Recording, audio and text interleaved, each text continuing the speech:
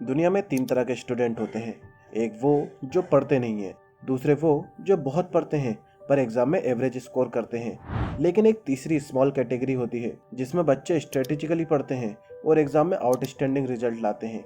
So what's makes them different and why majority student मेहनत करने के बावजूद भी एवरेज मार्क्स लाते हैं। सो इस वीडियो में हम उन सब रीजंस को अनकवर करेंगे जो आपकी एवरेज या फिर बैड रिजल्ट का कारण है।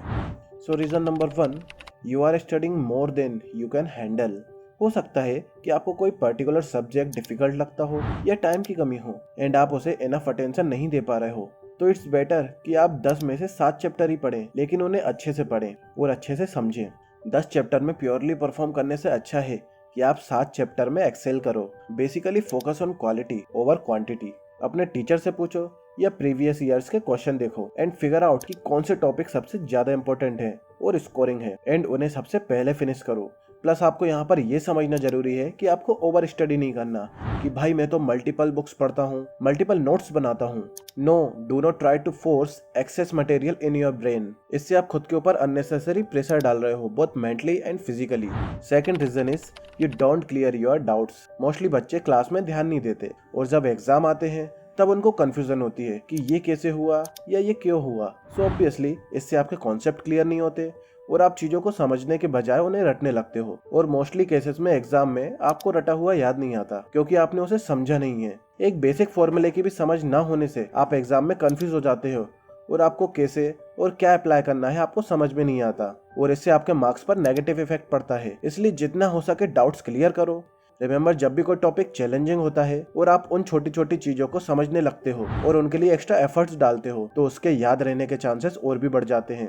Number 3, your study is proper but your answer is not. यानी आपके पढ़ने का तो तरीका सही है लेकिन आपकी आंसर राइटिंग स्किल वीक है। समटाइम स्टूडेंट क्वेश्चन में दिए गए डायरेक्ट टिप्स को केयरफुली ऑब्जर्व नहीं करते, जैसे discuss, critically discuss, justify and गलत अंडरस्टैंडिंग की वजह से गलत आंसर लिखाते हैं। ये एक बहुत ही बेसिक बट इम्पोर्टेंट स्किल है जो student with practice he develop करते हैं। एग्जाम में क्वेश्चन को केयरफुली पढ़ो कि क्वेश्चन आपसे बोलना क्या चाहता है। ऑल्सो मेक श्योर कि आप ओवर एक्सप्लेन नहीं कर रहे हो और आप मार्क्स और वर्ड लिमिट के अकॉर्डिंग ही आंसर लिख रहे हो। जैसे आंसर लिमिट अगर 100 वर्ड्स है तो उसके अकॉर्डिंग ही 100 वर्ड्स में क्वालिटी आंसर लिखें, क्योंकि ओवर एक्सप्लेन करने से आपको एक्स्ट्रा मार्क्स तो नहीं मिलेंगे और ना ही आपको एक्स्ट्रा टाइम मिलेगा। सो मेक श्योर जितना भी सफिशिएंट हो वर्ड्स के अकॉर्डिंग आप उतना ही आंसर लिखें।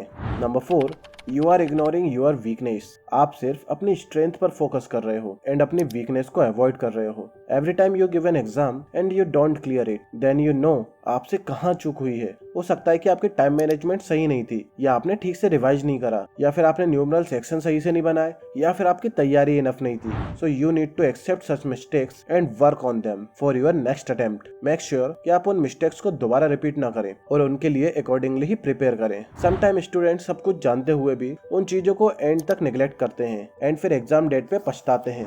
Number 5, you study passively. जैसा कि मैंने प्रीवियस पॉइंट्स में कहा कि अगर आपके लिए स्टडी एक चैलेंजिंग एंड स्टिमुलेटिंग टास्क नहीं है तो आप इफेक्टिवली नहीं पढ़ रहे हो। सिर्फ हाईलाइट करने से, इन्फॉर्मेशन को बार बार रीड करने से आप उससे फेमिलियर हो गए हो, आप उसे अंडरस्टैंड नहीं करते हो। आप जितना मटेरियल के साथ फिजिकली एंड मेंटली एंगेज करोगे आप उसे और बेहतर समझ पाओगे। एक रिसर्च के अकॉर्डिंग स्टूडेंट जो पढ़ते हैं उसका 10% याद रखते हैं, जो सुनते हैं उसका 20% याद रखते हैं, लेकिन वो जो करते हैं उसका 90% याद रखते हैं। इसलिए रीड करने से ज्यादा एक्सपीरियंस करने पर फोकस करो। यूज दी टीचिंग मेथड, यानी जो भी चीज आप याद कर रहे हो उसे सिंपल लैंग्वेज में खुद को या फिर किसी फैमिली मेंबर को एक्सप्लेन करो।